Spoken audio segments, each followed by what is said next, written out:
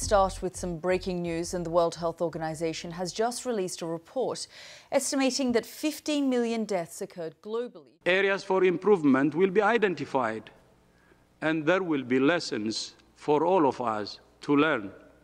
I may now start with giving you a brief introduction of what is the plan and what can be seen today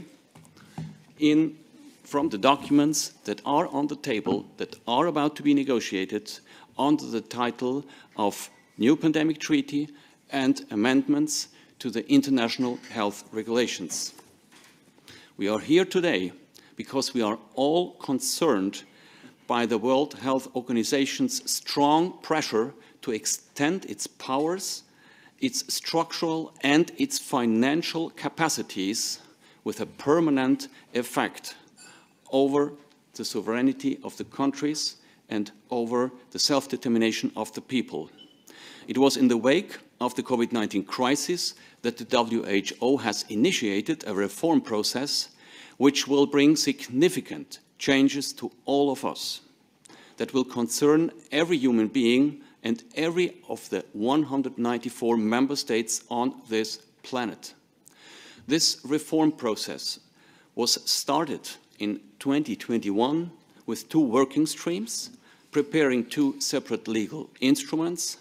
Number one, a complete new treaty, the so-called New Pandemic Treaty, and number two, significant amendments to the already existing international health regulations. These two legal instruments, treaty and IHR, are about to be negotiated and finalized, and they bring material changes.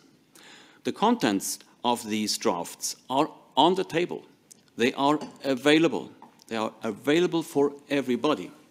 And already in 8 months' time from now, in May 2024, the 194 member states of the WHO will have their final vote on both of these international agreements.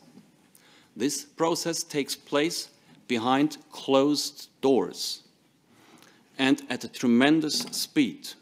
It is not reported nor discussed in our newspapers, in our national parliaments, in universities, nor in society. It is unacceptable.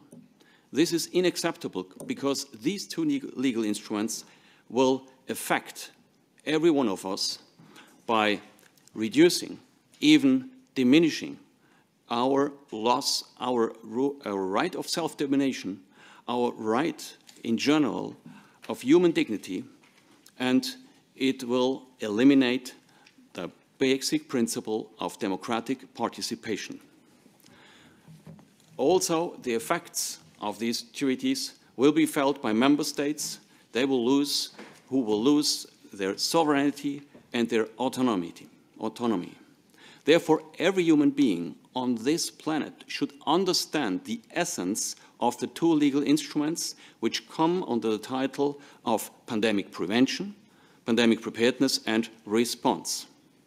In a nutshell, the WHO claims in these two legal instruments an absolute and non-questionable leadership in all health matters as soon as WHO refers itself to pandemic prevention, preparedness and response. WHO has the right, will have the right to not only declare recommendations made by several experts, but also to impose on the people of this planet, or only to a certain region, all kinds of restrictions, access restrictions, lockdowns, surveillance, and experimental treatments. Areas for improvement will be identified, and there will be lessons for all of us to learn.